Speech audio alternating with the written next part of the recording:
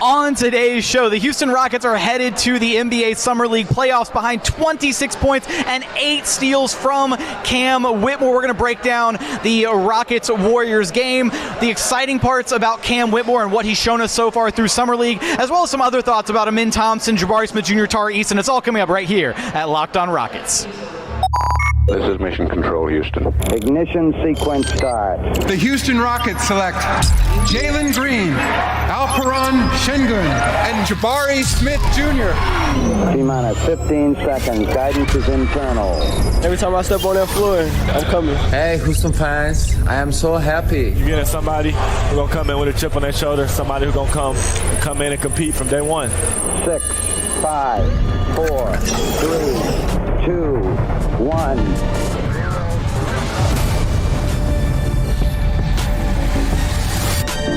What's up, and welcome to another edition of Locked On Rockets, your daily podcast home for everything Houston Rockets basketball. As always, I'm your host, Jackson Gatlin, native Houstonian and credentialed media member. I'm also the host of Locked On NBA Mondays. Be sure to follow along on Twitter at JT Gatlin, and the show, of course, at Locked On Rockets, free and available wherever you listen to your podcasts, including YouTube. Go to YouTube, search Locked On Rockets. Be sure to like, comment, subscribe, all that good stuff. And as always, thank you so much for making LOR part of your day every single day, whether it's on the way to work, in the gym, on your lunch break. Thank you for making LOR part of your day every single day. And joining us now is your weekly co-host, the Podfather himself, Rockets Wire editor and host of the Logger Line podcast, DuBose, fresh off of our Rockets watch party where the Rockets... Live on location. If you hear the beautiful ambient noise in the background, it is because we were still live on location at Big City Wings in the aftermath of our official Rockets watch party. We had Clutch the Bear here. We had giveaways. We had raffles. It was a ton of fun. I will say, by the way, before we even go into the Rockets clinching a Summer League playoff spot,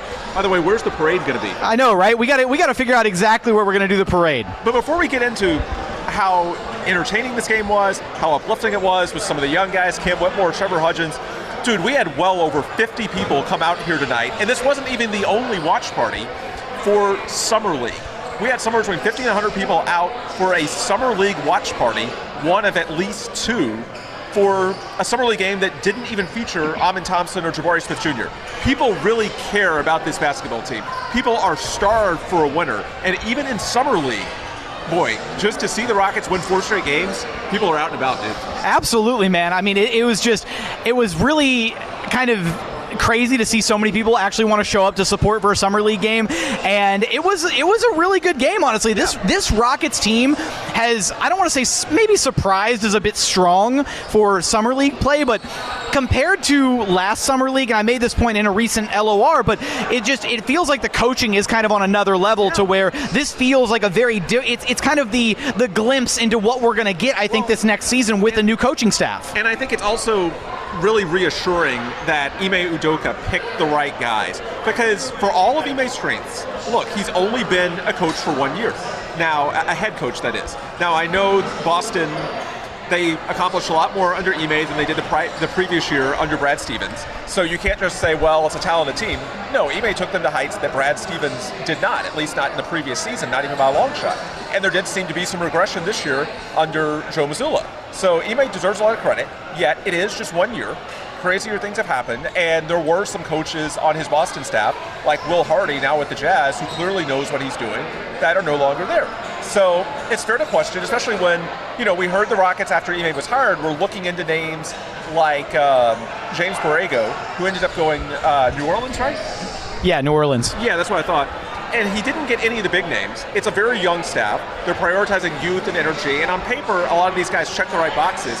But to see Ben Sullivan come in, and that's the guy who by all accounts is the lead assistant. I don't know if they're formally naming it, but it seems like he's the most accomplished. Obviously, it took a lot to lure him out of a good situation like Boston. He's the guy on the staff that is probably one day going to be a head coach in his own right. Yeah, although maybe Royal Ivy will be too. I've heard good things about him. I guess I could see that. Yeah, for sure. Yeah, okay. He's young enough. He's just like 41. But look, the bottom line is to see Ben Sullivan come in and have this much success in a format where, maybe the first couple of games you could say that, well, they had Amen, they had Jabari going off. But look, man, it's not like that team last year did not have talent, and yet they just were nowhere near as cohesive and organized as this group is. And I remember saying after game one, after that thrilling walk-off that Jabari had against the Blazers, I did my longer line with Paolo, and I mentioned dude, I'm not sure how the next week is going to go, because without Amen, who sprained his ankle, there's no engine, there's no point guard. Now, credit to Trevor Hudgins. He stepped up in a big way to fill that gap.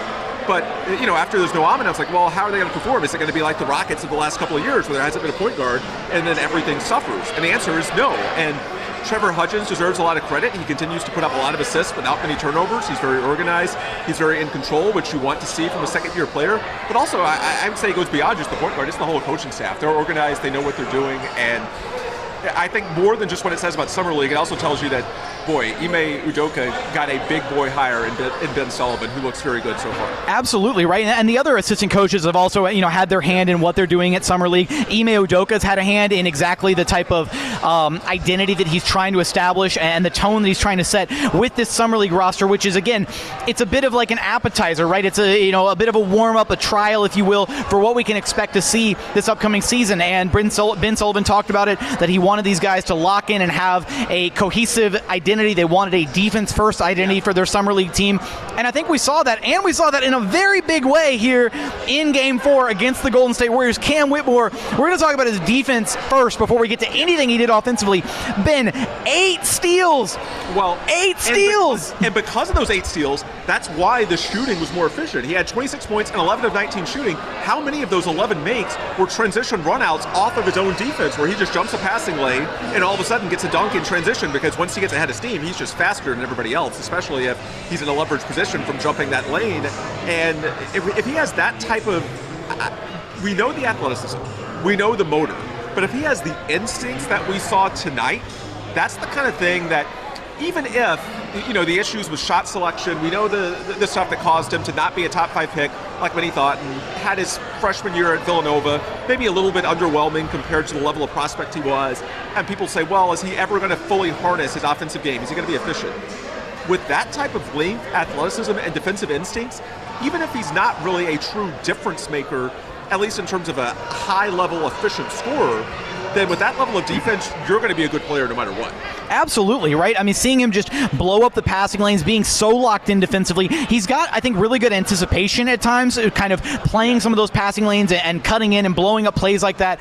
And to your point, right, being able to see a guy that is that uber athletic, get his hands, deflect a pass here and there, and then beat anybody else on the floor anywhere near the ball, and then be able to just scoop it up and go the other way. He had so many breakaway opportunities in this that he created himself. Yeah, and it was really important to set the tone early tonight. Not just Cam. I mean, he had a lot of the highlight steals, but Trevor Hudgins, Darius Days, they had their moments as well, not just offensively, but on the defensive end as well. And look, the Warriors are 0-4. That is not a good Summer League team. There were not many recognizable names. Yet, let's just leave it as that's not a good team. We don't even have to put the Summer League disqualifier on. Just the Warriors are not a good team. It's okay.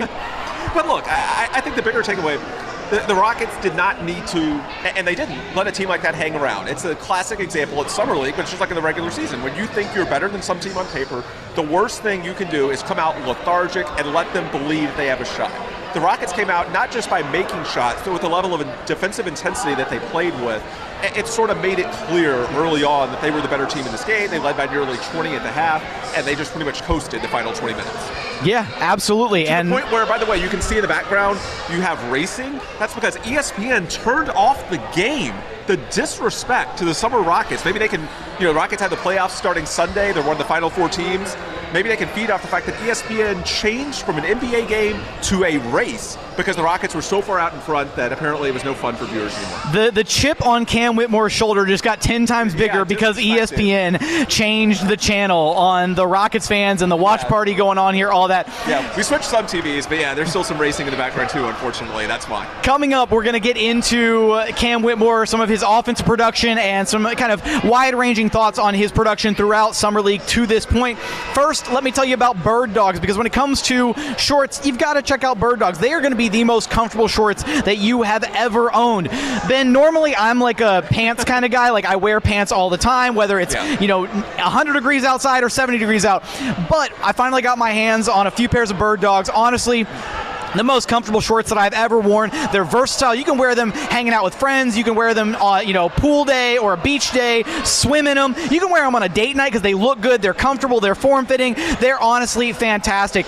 Go check them out. Visit birddogs.com/LockedOnNBA or use promo code LockedOnNBA at checkout, and you will get a Yeti-style tumbler, a Bird Dogs Yeti-style tumbler with every single purchase that you make. So go get yourself some of the best shorts that you will ever own, as well as one of the best tumblers that you will ever own. Again, that is Locked On NBA at checkout, birddogs.com. Go get yourself a pair. And continuing on here at Locked On Rockets, a live on location Locked On Rockets. I think this might be the first time we've ever done this, Ben. I think it is. So a ton of fun here still at Big City Wings with all the beautiful ambient noise happening in the background. God, I hope this actually turns out okay. Fingers crossed. I know, we're like mid-recording, and it's like I'm going to get to post-production and be like, oh, this is terrible. This was an awful idea.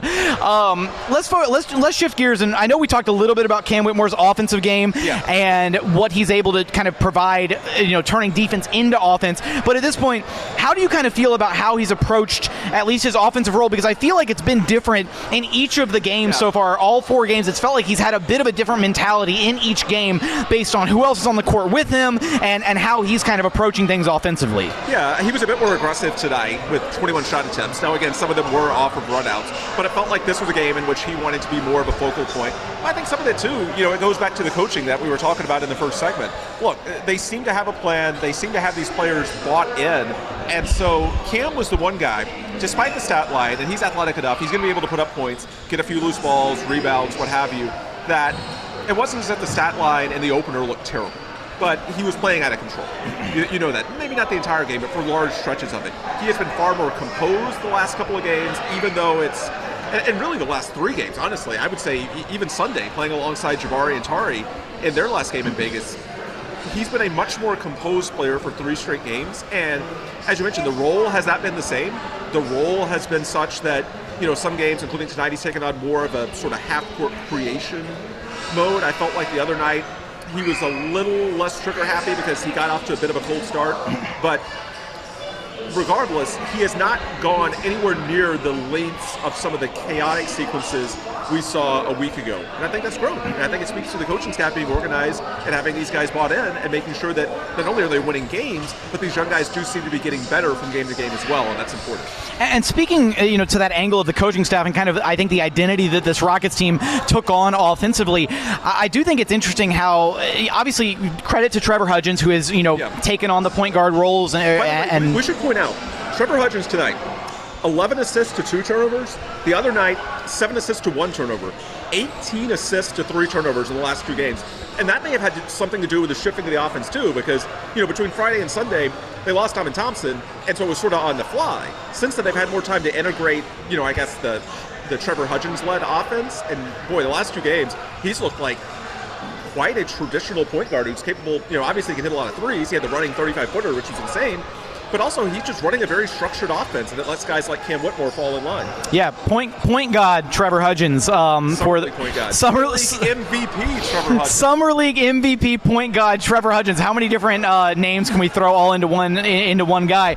No, but and absolutely right. Trevor has stepped up in a big way for this team. But I also want to highlight that offensively, this Rockets team has stuck to a lot of their principles in like prioritizing the right spacing and making sure that every trip down the court, whether it's in transition or whether it's actually setting up after a made basket and calling like a an actual play, their spacing has been really, really optimal almost every single time down. Right, a couple guys in the corners, running a lot of heavy pick and roll action, but even when they're switching and they're doing some of their dribble handoff sets, their spacing has been really, really good, which is opening up things for guys like Cam Whitmore to be able to have those backdoor cuts, to be able to slash in the half court. By the way, when you have guys like Matthew Mayer who can come in and make 3 or more 3-pointers in like 20 minutes. Matthew Mayer is going to be the Summer League 6th Man of the Year. Should we just start handing? Do we need to hand out like Summer League awards for this Rockets team? I guess we could. I will say so. For all the criticism the last couple of weeks, and I understand why, with some of the moves they made to offload guys for cap room that they didn't end up fully utilizing. We know what happened with Brook Lopez, and so there's no Usman Garuba, there's no Ty Washington, there's no Josh Christopher, there's no Daishen Nix, et cetera, et cetera. Look, that does mean that after the first 10 or 11 spots on this roster, there's a lot of spots that are open for the taking. And while, the Rockets will point out, that they're high on the waiver wire, and so they could be in good position. Only Detroit's ahead of them to get some guys, at least one, perhaps in the same vein as Gary Bird a couple of years ago when he was in a numbers game. The Rockets are in a good spot, but the numbers game is not going to happen until the end of preseason, because until then, teams can carry 20 all the way through the offseason, to training camp, and through the preseason. So for now, until the Rockets get to a point where they can maybe claim some guys off waivers that are sort of distressed assets caught in a numbers game somewhere else, there's going to be opportunities for certainly the two-way guys already, Trevor Hudgins, Darius Days, but also like a Matthew Mayer. Why would you not bring him to camp after what he's shown you as a 6'9" guy that can shoot? And rebound at a decent level too. Like he's not just like Gary Bird was 6'5" and he hustled and he took offensive fouls and he would at least take one dive every single game and save you a possession that way. But he didn't give you a lot of size. Matthew Mayer can actually rebound and shoot. If you squint hard enough, you can think back to Chandler Parsons 12 years ago, whenever he was first starting, and see at least in terms of the frame that they're starting with. Not saying the games are identical. Chandler a lot more of a playmaker, but I think in terms of at least superficially some things, there are some commonalities there. And I will just say that it behooves the Rockets to see what they have in these guys internally, because while they are in good position waiver-wise, a lot of those guys aren't really going to hit the market until mid-October. So in terms of the rest of this offseason, training camp, the preseason, guys like Matthew Mayer have a window. It's just about, do they take advantage of it? And for at least a week in Vegas, they're absolutely doing that. Move over, Gerald Green. There is a new mayor of Houston in town. I've been sitting on that pun all episode long. No, I do think, and there's one other thing that I wanted to bring up when it comes to Cam Whitmore, though, and we were talking about this with a couple guys here at the watch party. I think it's so beneficial to the Rockets that they can basically almost like draft and stash Cam. Like, he's very clearly got talent. He has this high upside, insane ceiling, all of it. But for the Rockets, he doesn't need to be NBA ready right away, right? They can bring him along so slowly. He could miss this entire rookie season and they wouldn't bat an eye, because it's going to allow him and afford him the time to grow and develop at his own pace. There's not these like expectations placed on him of, he's a like top 5 pick or exactly right. And that also plays into Amen Thompson as well. Same expectations on him. He's not going to be starting right out of the gate. He's going to be brought along a little bit more slowly. But just for Cam, for a guy who's coming in as young as he is, right, just turned 19 a few days ago, and is as raw as he is, I think it's going to be really beneficial for him to not have all that pressure on him right away. I will also say one thing that may have helped him. You talked about his role sort of shifting from game to game in terms of his playing style. Some of that is due to how much the supporting cast has shifted. I think, game one, they had everybody, and there were some obvious nerves, being it's his first time in a Rockets jersey. Game two, there was no Amen, but it was still the Jabari and Tari show. They were your focal points. And the last couple of games, he's sort of had more free reign as far as the top option. Now, I thought after the first quarter the other night, again, he was a little less assertive. It felt like he sort of accepted it wasn't really his game from a shooting perspective. Tonight he's a bit more aggressive and sort of fed off the defense as well. But I think it's good for him in that, he hasn't, it's not like you're just putting him into one role. He's been sort of thrown into a lot of different situations, and honestly, that's probably what it's going to be like now that the Rockets are trying to win. Any opportunities he gets are probably going to be because someone's injured or struggling, stuff like that. You don't know exactly what the roster composition is going to be. You don't know if it's going to be 10 minutes, 20 minutes, whatever it may be, or does he just go down to the Vipers and play 30, 35 minutes a game for a while. There's so many different ways that he can be utilized, so the fact that you're having to use him in different ways in Summer League, that might be good for his long-term development, because honestly, first couple of years, I suspect that his role between the NBA and the G League is going to be very different as well. Yeah, absolutely. Now, one of the things that he did talk about when I first got the chance to talk to him in New York right after he got drafted is he kept mentioning his versatility as a player. And I do think that he is a guy with his size, with his NBA-ready body, with the skills that he brings to the table. There is no shortage of different spots on the court that you can put him in, be it offensively or defensively, where he can be successful. And if he can be a bit of a chameleon and understand and adapt to whatever the coaching staff wants out of him on a given night or a given stretch of games, if he's filling a role for maybe Jae'Sean Tate at some point next season, or maybe Tari Eason at some point next season, maybe he plays some small ball 4 minutes, maybe he's more of a wing, maybe he's more of a guard. Who knows what he's going to ultimately look like, what his role will look like for this team, but he's got a lot of skills, and it's up to this Rocket staff and this organization to kind of mold, refine him, and get him pointed in the right direction, which at this point, with as exciting as the coaching staff looks through 4 Summer League games, I think they they are going to do a fantastic job bringing him along. That might be the most important part of all. Absolutely. Coming up, we're going to get some thoughts on the other Summer League standouts, Jabari Smith Jr., Amen Thompson, Tari, Eason, as well as maybe predictions for what the Rockets are going to accomplish in their Summer League playoff debut, I guess. We're going to get there in just one moment. First, today's episode is brought to you by FanDuel. You can take your first swing at betting MLB on FanDuel and get 10 times your first bet amount in bonus bets, up to $200. That's right, just bet $20 and you'll land $200 in bonus bets, win or lose. That's $200 that you can spend betting on everything from the money line to over-under to who you think is going to hit the first home run, all on an app that's safe, secure, and super easy to use. Plus, when you win, you can get paid instantly. There's no better place to bet on MLB than FanDuel, America's #1 sportsbook. So sign up today and visit FanDuel.com/lockedon to get up to $200 in bonus bets. That's FanDuel.com/lockedon. FanDuel, official partner of Major League Baseball. And final segment here at Locked On Rockets, your daily podcast home for everything Houston Rockets basketball. So, Ben, we have discussed the Rockets' most recent win against the Golden State Warriors, who we already established, bad team. Let's backtrack a little bit, though, because even though we didn't get to see them play, get a ton of extensive run in Summer League, which, side note, Jabari was he was frustrated, but jokingly frustrated. Obviously he understands. I was chatting with him at halftime of the Rockets and why am I blanking? Third game, not Pistons. Who were they playing that third game? Yeah, I know, right? It just it hit me and then I lost it. The Thunder. There we go. Thunder. I was I wanted to say Pistons and I was like, that's the wrong team. I was chatting with Jabari halftime of Rockets Thunder and I was giving him a little bit of hell. I was like, come on, man. You said you were going for Summer League MVP, scoring champ title. And he was like, I know, man. They shut me down. I wanted to be out there. And so he wanted to get more games under his belt. The Rockets shut him down, unfortunately. It's understandable. You don't want one of your, franchise cornerstone rookies to get hurt in Summer League. Especially after Amen Thompson got hurt already. You can understand if the organization's a bit more skittish after seeing somebody turn an ankle in the last minute of a game. Yeah, you may want to do that with somebody else. For sure, exactly. And I think Jabari kind of set out to do exactly what he wanted to do, which was go out there, have a couple really big-time games, look better than every other player on the floor while he was out there, which was, I think, one of the most impressive things. He responded in a big way after the really rough first half of Game 1, came back, hit the buzzer beater, the winner. Hit me with some takeaways from what you saw out of Jabari for those first two games. Yeah, I just saw a much more confident player, and of course he's going up against Summer League guys, but even compared to apples to apples Summer League a year ago, I thought he looked very tentative, a little uncertain of himself. I thought more than anything this year he knew he belonged, and of course you would hope in Summer League the guy drafted number 3, but just it's good after as shaky as his rookie year looked at times, just to see him look like the number 3 overall draft pick, a guy that is better from a talent perspective than the majority of guys out there, now has a year of experience under his belt as well. Beyond that, I thought he just looked a lot more comfortable in his body. I think it's the yoga, man. The yoga's helping him. He's more flexible, but I think also, too, it takes a while to not just put on bulk, which he has. It's always a delicate balance here. You want to get stronger, you want to put on bulk, but you don't want to do so much that you lose the speed, the athleticism.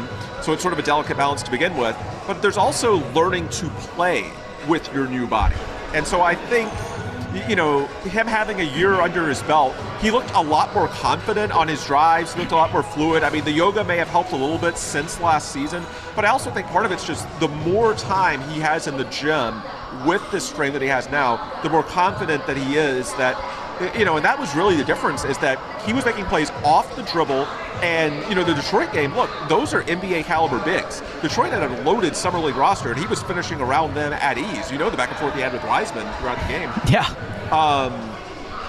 I think that, to me, is really reassuring because the shooting was better. I mean, it wasn't great, but look, I do not think that Jabari Smith Jr. has forgotten how to shoot. I think that's going to be fine. I think that's an issue of sample size. As long as he's in the right middle space, he's going to eventually shoot. The bigger questions to me were always, I guess, number one, the defense. What position is he optimized at defensively? How can you get the best out of his body, his skill set, yada, yada. But also, in terms of his offensive game, can he do more than simply space the floor? How do you get the best out of a guy who's nearly 7 feet tall, and ideally you can use him the same way teams use Kevin Durant? Even if he doesn't have the shiftiest handle, then and he's not the best side to side, just let him rise and fire over guys. He's got a fairly quick release. It's hard to block. So where can he take advantage? And can he attack a closeout when somebody gets over aggressive on him and either A, get to the rim, or B, draw fouls, which he did at a high rate. And so I think some of it's just getting used to the new frame, the new body, and the more experience he gets, the more reps he gets playing at this size, this weight, the more comfortable he should get. Because everybody focuses on the shooting. I'm honestly not that worried about it. The shooting is going to come along. It's more about the rest of his game. And so to see him having that much success on drives, see him getting to the foul line that much, I know you can say Summer League, but again, Portland and Detroit, those teams had NBA players in their front courts. And so to see him succeed in that setting was really, really rewarding. And I also want to give Jabari a little bit of credit here because he, not only did he hit the big-time game-winning 3 against the Blazers, he also made a game-saving block late in that game that I didn't get a chance to highlight the night of. Oh, yeah.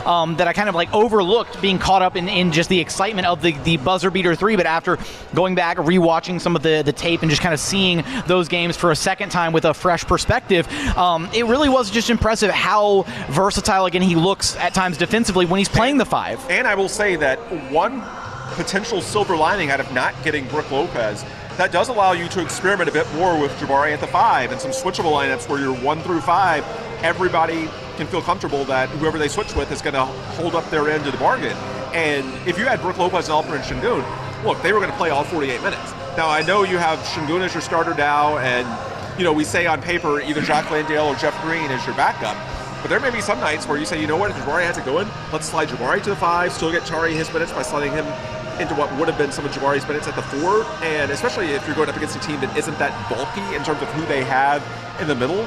Again, I'm not going to say that it makes not getting Brook Lopez fine. He was a priority for a reason, but that is one silver lining. Now, if there isn't Brook Lopez, you might be able to experiment a bit more with Jabari at the 5 and some of these switch everything schemes. No, absolutely. And shout out to, if you're an everydayer and you listen to our most recent pod with myself and Ali Kambajani, then you know that there was somebody at Rockets practice that I was talking to that was very excited about the possibility, thinking that Ime Udoka plans to deploy Jabari Smith Jr. at the 5 quite a bit this upcoming season. So that's definitely something to watch out for and to expect going into this next year.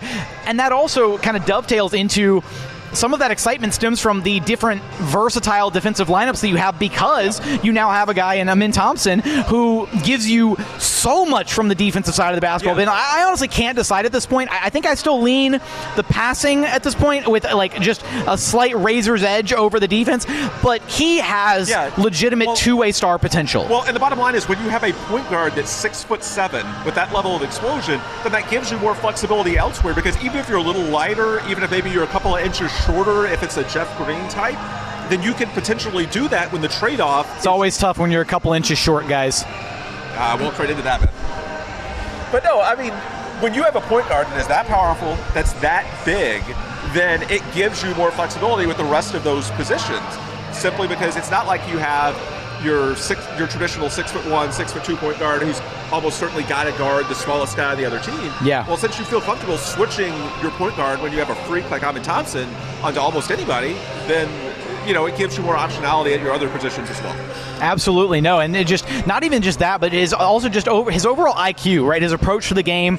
It really felt like I won't go so far as to say he was a veteran out there on the floor, but he didn't feel like a rookie either. He felt like a guy, and that was, I guess, one of the biggest concerns and worries coming out of OTE was, okay, how is he going to handle himself against grown men, actual competition, non-high schoolers? Like we heard the same story over and over and over. I was concerned about it myself. He absolutely, again, it's one game. You can say it was Summer League. He held his own in that game against the Blazers, and arguably, I think he had a better game than Scoot Henderson did, honestly, when they were going head-to-head. Especially because a lot of what happened for Scoot was early in the game, I would call it shot luck. Now, give him credit, but some of it, he was forced into some tough shots and, tip your hat, he made some of them. But in terms of, possession by possession, I don't think Amen Thompson looked out of his realm at all. I thought he held his own and then some. Yeah. I thought in the second half, honestly, he was a little bit better. Yeah, and again, when you factor in both sides of the basketball, the defense, the playmaking, all of that, Amen Thompson looked pretty fantastic. And you may be able to see Scoot Henderson in the background on the shot. Oh man, well I hope not. I'm trying not to get copyright. I don't want to get copyright strike by the NBA. Ben, hush. We have no footage going on back here. Do not pay attention to these TVs. NASCAR, please do not hit me with a fine or a copyright issue. Look, first off, Ben, do we know who the other teams are that are advancing to the Summer League playoffs yet? It's Cleveland is one of them, right? Yeah, Cleveland's one of them, and most likely Utah. So there's 3 teams that are undefeated, and so Cleveland's going to be the 1 seed because there's 2 teams that are 4-0, Cleveland and Houston, and Cleveland has a better margin. So okay. They'll be the 1. So Houston will be either the 2 or the 3. They'll be the 2 unless Utah's 3-0. They have one more game against Phoenix tomorrow. If Utah wins, then they'll be 4-0 as well. But honestly, it doesn't matter at that point because it'd be Houston, Utah either way. It just depends on what color jersey you want to wear. That makes sense. If the Jazz beat the Suns, the Jazz are likely going to be the opponent on Sunday afternoon. Some of it obviously comes down. I got their latest box score in front of me right now. Keontae George only played like 10 minutes their last game, so you're getting to the point of Summer League where it remains to be seen how much, especially guys that have very highly drafted rookies, how aggressively do those coaches want to push them? On the flip side, though, if you actually win a championship and you're only 2 games away, they do give out rings these days, Jackson. Man. It's crazy. I know they get ratioed on Twitter, but they do.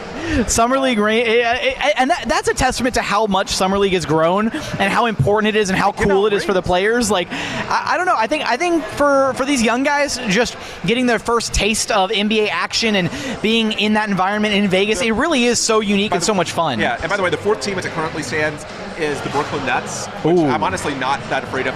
They were the game in front of the Rockets. Yeah. I did not think they looked especially impressive. No, I mean, the Jazz roster, it's, you have some recent first-round picks, Keontae, Asbaji, the guy from the Spurs that got caught a couple of years ago. It's a decent roster. It's certainly not overwhelming. And I think for the Rockets, Cam Whitmore is obviously the leading storyline just because I think of all the guys playing, he has the highest long-term upside. But what's really helped the Rockets the last couple of games, they seem to be getting better, guys like Trevor Hudgins, Darius Days, that have been professionals for multiple years, those are the guys that have a disproportionate advantage in Summer League because there is some continuity, there is some confidence, and a lot of teams are relying more on young guys. There's also, just on your point about continuity, there's so many Vipers on this Summer League roster that they basically have all played together before, so they have more chemistry and continuity than any other Summer League roster probably has. So they've got a chance, especially when you get this deep in the Summer League, and again, like some of the top guys, teams are watching their minutes more carefully, even if they do play. Again, like Keontae playing like 10 minutes in the last Utah game. And any injury, teams are going to be super, preventative about. If guys bang knees, they'll say, you know what, it's not worth it. So when you have guys that have played together, the Vipers experience, and you have guys that are in their second year in the NBA, guys like Hudgins and Darius Days, then, there's a real chance that the Rockets can actually win this thing. I do really hope that the Jazz do not pull the plug on Keontae George and that they let him go all out and exactly right. I would love to see Keontae George versus Cam Whitmore in what is ultimately the I guess the championship game. Yeah, and hopefully the Rockets. This is the one scenario where everybody gets 5 games, but one silver lining, if the Rockets get to the championship game, they actually get 6 games because of the format. So you get an extra game. And look, I mentioned to sort of tie everything together with these other guys on your roster. Look, when you trade it away, and we don't need to relitigate past history again, but the Usman Garuba, Ty Washington, Daisha Nix, Josh Christopher tier, there are some vacancies that guys can step into. When we're talking about, obviously Trevor Hudgins as a dependable point guard who can shoot a little bit. We can talk about Darius Days as a front court depth piece. We can talk about Nate Hinton. Jermaine Samuels, another one. Yeah. Matthew Mayer, the new mayor of H-Town. Sorry, I can't even say that one with a straight face. I'm sorry, Gerald. But look, one silver lining is that unlike the last few years where the Rockets, they've had so many young guys that honestly there hasn't been a lot to watch for in terms of battles, or at least in terms of roster battles. Now there's been something to watch for in terms of rotation battles, and we can argue about, should they play Daisha Nix or Ty Washington, but in terms of who's going to be on the roster, we sort of knew because they had so many guys. There is at least a window now going into training camp. And again, maybe it shifts, after the preseason once you have, waiver guys. But because of 20-man offseason rosters, that's not going to be for a while. As it stands, the Rockets are pretty much, the way they are now. Maybe you have 1 or 2 more minimums along the way. But the bottom line is, they're not anywhere near the 20-man offseason roster. A lot of these guys have a chance to get training camp invites. And if you can play an extra game and get more data and see if some of these performances hold, that may give the Rockets even more confidence going into training camp that maybe we don't want to get a veteran. Maybe we like this young guy and we want to see what he can do, and he may have more upside. How will the Rockets fare in the NBA Summer League playoffs? Drop your predictions in the YouTube comments, but Ben, you know the drill. Let everyone know where they can track you down at. Yep, Ben DuBose on Twitter, The Logger Line on Twitter, The Rockets Wire on Twitter, and rocketswire.usatoday.com for all of your daily Houston Rockets news coverage. That's going to do it for another edition of Locked On Rockets. As always, thank you so much for checking out the show. If you haven't done so yet, please consider subscribing wherever you listen to your podcasts or on YouTube. Go to YouTube, search Locked On Rockets. Be sure to like, comment, and subscribe. But as always, thank you so much for watching. Thank you so much for listening. And we look forward to having you back right here at Locked On Rockets, your daily podcast home for everything Houston Rockets basketball. Happy 7-1-3 day, guys.